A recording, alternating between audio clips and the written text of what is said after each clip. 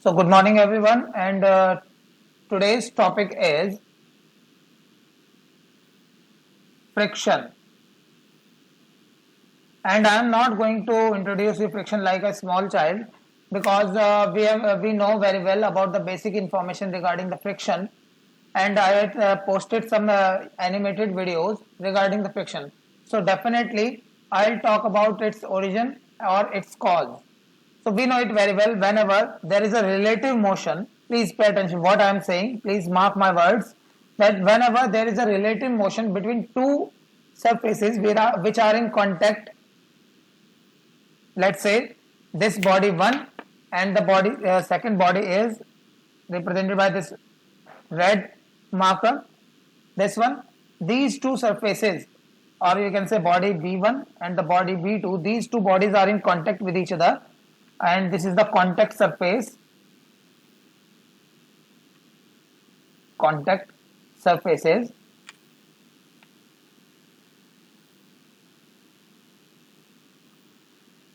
So whenever there is a relative motion between these two contact surfaces, let's say the first body is relatively moving. Relatively means it is in motion with respect to the second body.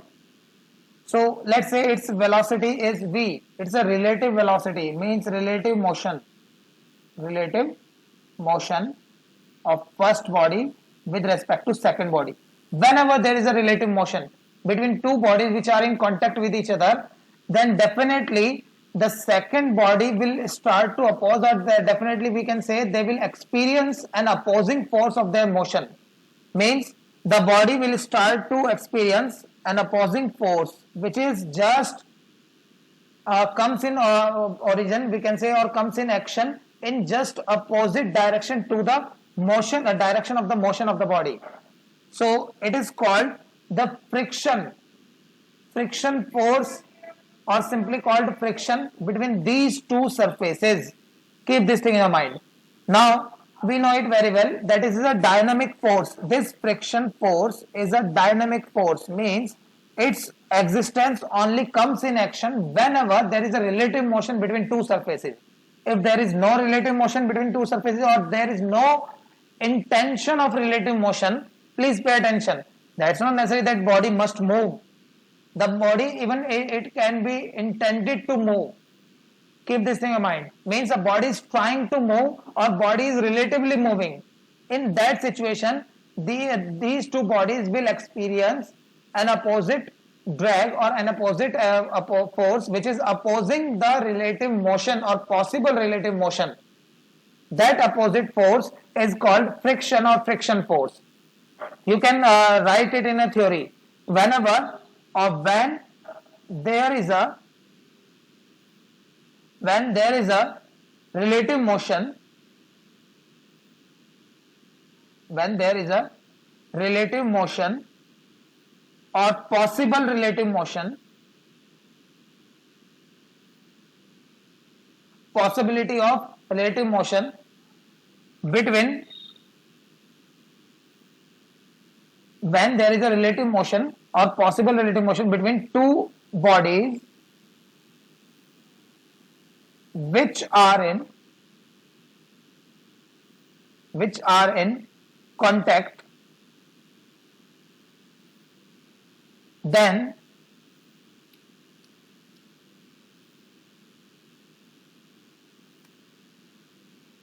a dynamic force, you can say a dynamic force, comes in action. A dynamic force comes in action to oppose this relative motion or possible relative motion, this relative motion or possible relative motion.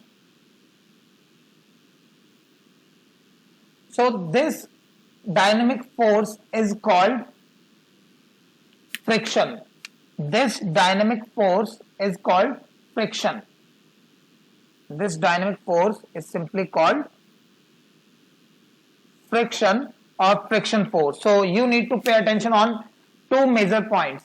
One is it is a dynamic force, means its existence simply depends on the relative motion between two surfaces.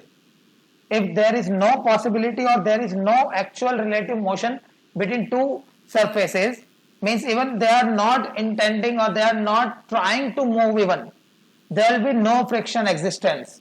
Friction comes only in action when there is a possible relative motion or actual relative motion between two surfaces. Second thing, it is a dynamic force, means its value is not constant. It simply depends on various factors, in which one factor is the closeness of these two faces, and we will discuss about those two factors also. And third major conclusion is it always opposes the possible motion.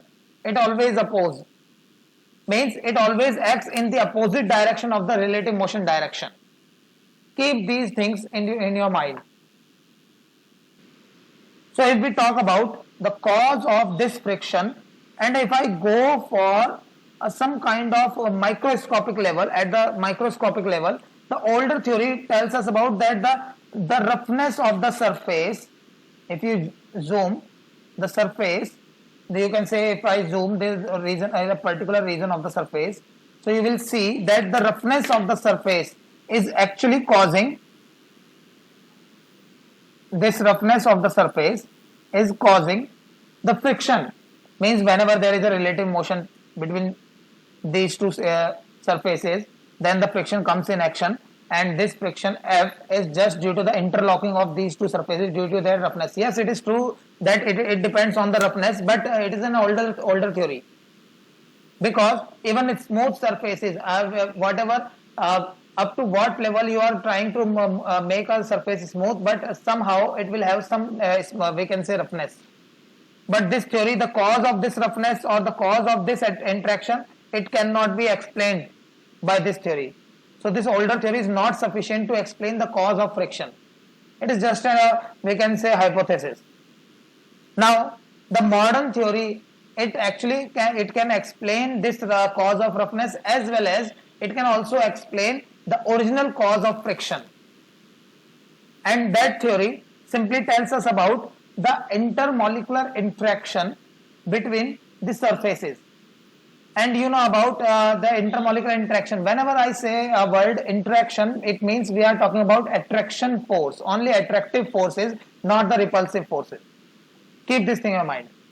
So the intermolecular interaction, so if the interaction is acting between two similar type of molecular layer, let's say this molecular layer and another molecular layer, they are of just same type,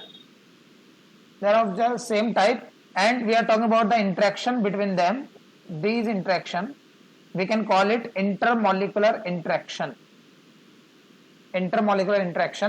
So these interactions are simply called cohesive forces. You know it very well, cohesive forces. These interactions are simply called cohesive forces. But whenever you are talking about intermolecular interactions between two different types of molecular layers,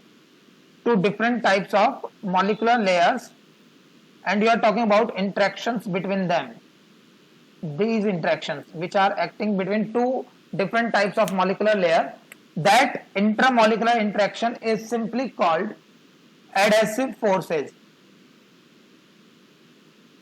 It is called adhesive forces. That's why we call Fevicol as an adhesive, Quick Fix as an adhesive, because it is creating an interaction between two different types of surfaces.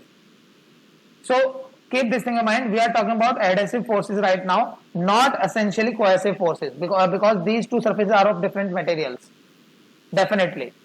So whenever two materials are in contact with each other, two surfaces are in contact with each other, let me refine this diagram for you.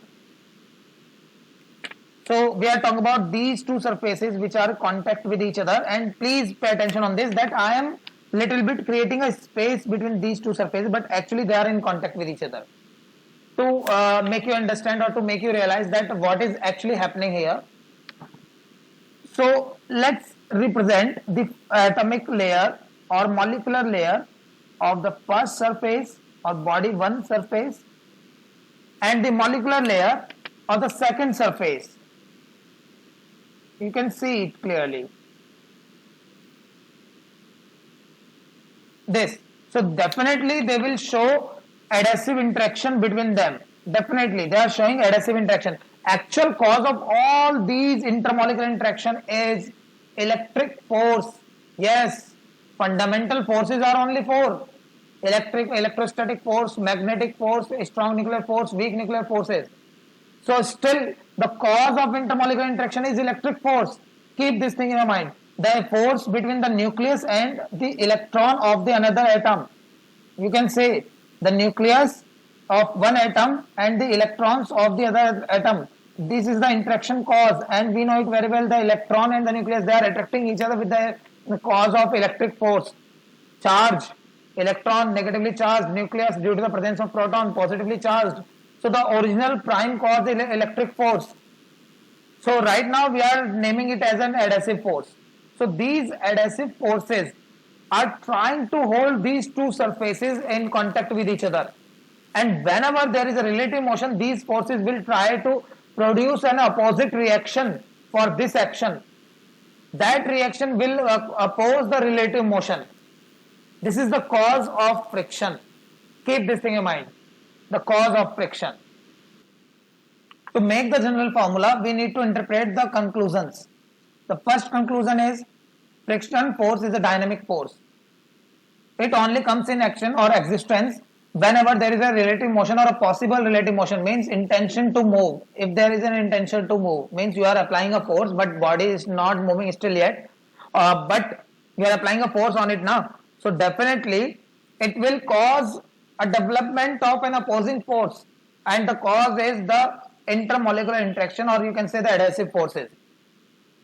Now what factors are responsible on this way? So you know it very well. Minimum space between these two surfaces, minimum intermolecular gap between these two surfaces leads to maximum adhesive force. Whenever they come closer to each other, means they are very close to each other, intermolecular space will decrease. Definitely they will start to attract each other with a greater force. So adhesive force simply is dependent on the intermolecular spacing between these two surfaces.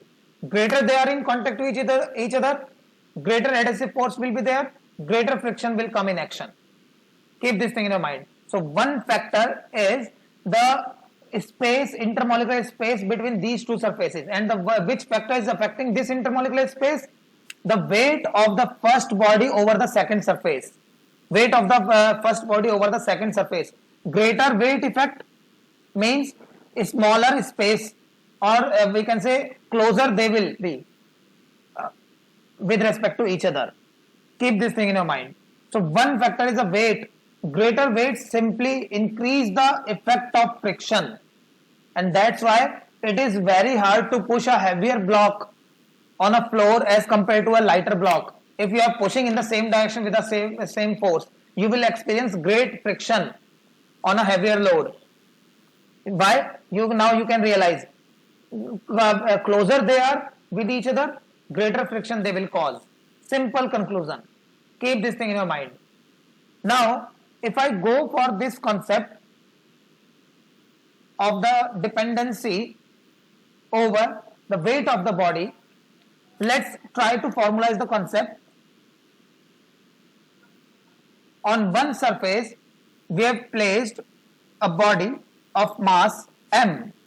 So its weight would be mg, and it is trying to move in a particular direction due to the relative motion. Or you can say right now that we are applying some kind of force, that is the applied force Fa, due to which it is trying to move.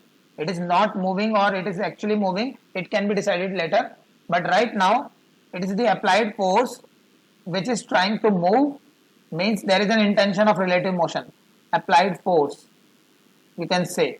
So definitely friction will come in action. The friction between these two faces just opposite to the possible motion. Let's represent by small f the friction. You can represent by like this. So according to you, this friction would be directly proportional to the weight of the body. Definitely yes, greater weight means greater adhesive force, means greater opposition to the possible motion. So F is directly proportional to mg, definitely, but this theory get failed whenever you are talking about motion over an inclined surface. It will work for this horizontal surface, but what about an inclined surface like this? On this surface, if I place an object of mass m, so now you can realize that if its inclination angle is theta, you can realize that its whole weight is not responsible for compressing the first body over the second surface. If I say this is the first body, this is the second surface, so this time the first body's weight is not completely responsible for the compression of this block over this second surface. Only one component of weight is actually compressing.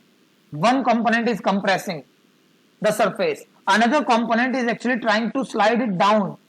We have discussed it already. This angle is theta. So this component is mg cos theta and this component is mg sin theta. So this time if I go for the friction, so this due to this possible motion of the body, the friction will come in action in just opposite direction. That is friction, small f. So this time small f is directly proportional to the compression factor, which is actually mg cos theta, not mg. It is mg cos theta. So here comes the problem. For horizontal surface you have to take care of mg. For this inclined surface you have to take care of mg cos theta. So for a different type of surface, how many times you have to take care of these things? So the easiest way to decode this is, let's focus on the reaction of the surface, because the body is not moving at all in vertical direction, means neither the plank is there, nor the we can say the second surface is breaking down, neither the body is jumping in the vertical direction, which means you can simply say, which means that the action of the weight and the reaction of the surface, they are in equilibrium. We have discussed it already. The reaction of the surface always acts along the normal, that is reaction. So reaction here, reaction is acting just opposite to mg cos theta, perpendicular to the surface, and here the reaction is acting perpendicular to the surface just opposite to mg. So in this case reaction is just equal to mg, and in this case reaction is just equal to mg cos theta, and this is the solution of our friction formula. Now I can formalize the friction universally, that excuse me. So friction is directly proportional to the reaction of the surface. So this is a universal format. You can see that here you can write friction is directly proportional to r. In this case r is mg, so you can conclude this formula, and in this case r is equal to mg cos theta, you can conclude this formula from this universal format. So this is the generalized formula for friction, where the friction is directly proportional to r. Another factor is material nature. We know it very well that different materials they simply exert different level of intermolecular forces. So the nature of the material definitely depends on that factor too. So F, usually we don't change material, we only change the angle of inclination, the weight of the body, we don't change the material. So we can simply say that it will be, we can say, introduced as a constant, the material nature, and which is known as, whenever, please pay attention on this, one major thing, whenever you are going to introduce a mathematical expression for a physical phenomena or physical nature like nature to refract the light ray, or nature to bend the light ray, nature to provide a friction, nature to provide a viscousness. In physics, it is termed as coefficient. It is termed as coefficient, means nature to provide friction is termed as friction coefficient. Nature to provide viscousness in a fluid is called viscosity coefficient. So keep this thing in mind that we are introducing a coefficient here. That coefficient is called friction coefficient, represented by mu. This symbol is called mu. So friction equals to mu into r, where mu is coefficient of friction or friction coefficient, you can say. Friction coefficient.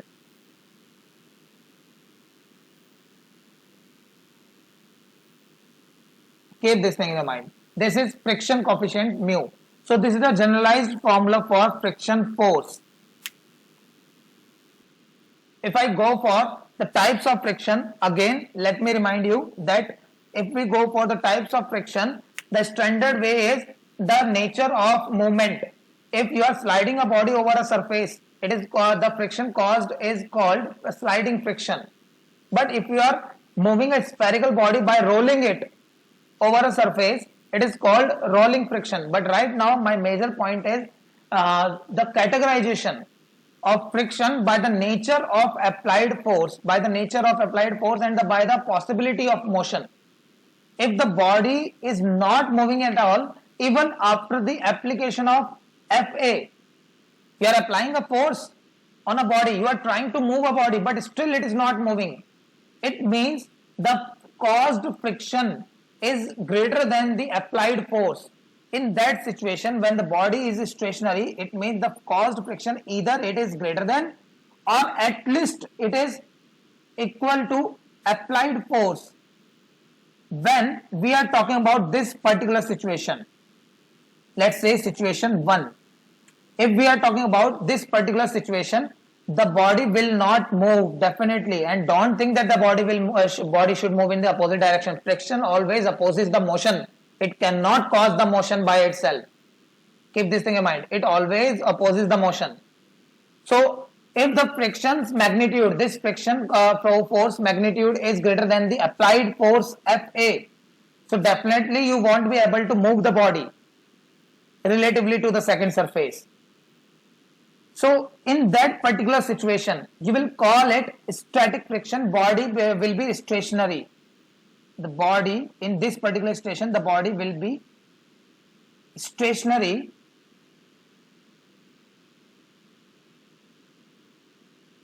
The body will be stationary or it will remain at rest. So in that situation, this friction will be treated as static friction. It will be treated as static friction. Keep this thing in your mind, and represented by Fs. It is represented by Fs. In that situation, the friction coefficient will be represented by μs. That is static friction coefficient. Static friction coefficient. Keep this thing in your mind. So it is a dynamic force. We know it very well. We have discussed it. It is a dynamic force, means greater force you are applying, greater friction the body will cause, because greater reaction will be produced by the intermolecular interactions. So if I try to plot a graph between the friction force and the applied force, so if you keep increasing the applied force, so simply the friction will also get increased. Keep this thing in your mind. If you keep increasing the applied force, the friction will also get increased. So at particular situation, the friction will attain its maximum value to oppose the motion. The friction will attain the maximum value to oppose the motion. I am talking about this particular greater than or equal to. This is the last limit to hold the body at rest, or we can say to hold the body in a stationary state. So this is the last maximum value of static friction up to which the body can be held in rest state. So that maximum value of static friction, please pay attention, the body is not moving, the body is not coming in the state of motion yet. So this is the last limit of opposing nature of the static friction. So it will be called the limiting friction. At this point, the friction value will be called the limiting friction. Please pay attention. Limiting friction is just the maximum value of static friction to hold the body in the state of rest. So up to this, from origin up to this, you will say that is the body will be at rest. So you will call it static friction. But as soon as you cross the limit of limiting friction by applied force, definitely body will come in the motion, and definitely the effective friction will be lesser than the maximum value. because now the body is in motion. In that situation, when the body comes in motion, this is static friction. Let's replace it. This is the static friction, and its last limit or its maximum value is limiting friction. Limiting friction is the maximum value of static friction. This is limiting friction. Keep this thing in your mind. Now, if the applied force becomes greater than the friction, so the definitely body will come in motion. The body will be in motion. The body will be in motion. So in that condition, in that particular condition, let's say the case number 2, the body will be in motion. In that particular condition, the effective friction, definitely it will be less than the static friction maximum value. In that situation, and the body is moving with a constant velocity, keep this thing in mind. If the body is moving with a constant velocity, it is in motion, moving with a constant velocity, so the friction will become constant but less than this limiting friction. Means after that, if you move on further or if you keep increasing the force, applied force, the body will attain a lower value but constant lower value. Means it will become parallel to this applied force axis. So this is called kinetic friction Fk, means the effective friction during the motion of the body. That is represented by Fk. We call it kinetic friction. And its coefficient, definitely it would be different. That coefficient will be represented by mu k. Kinetic friction coefficient. Kinetic friction coefficient. Keep this thing in mind. So we will have two formulations related to the friction. That static friction Fs equals to mu s into r from the original formula. Another formula is kinetic friction formula. You may realize that Fk equals to mu k into r. That is kinetic friction formula. Original formula will remain, blueprint will remain the same. Only the conditional, we can say, formula will get changed.